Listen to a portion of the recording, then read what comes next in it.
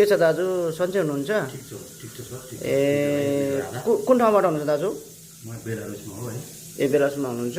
अनि तपाईँ के काम गर्दै हुनुहुन्छ?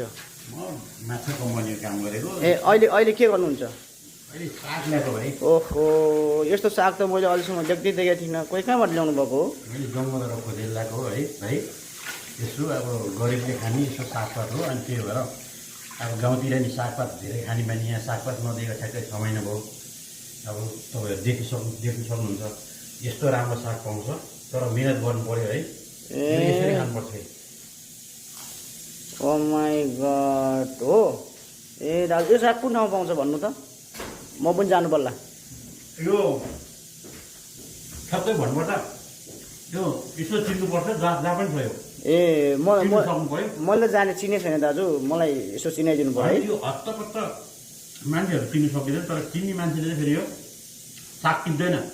टिप्ने मात्र टिपेर पनि यसरी खाइन्छ फेरि। ओहो दाजु मलाई त मनै पर्छ। अलि माथि गरौँ त। आमा कति राम्रो दाजु, मैले देखेको थिइनँ यार। धन्यवाद दाजु, धन्यवाद। तपाईँले राम्रो। तपाईँलाई ल हुन्छ दाजु, मलाई पनि चिनाउनु पर्छ है। हस्।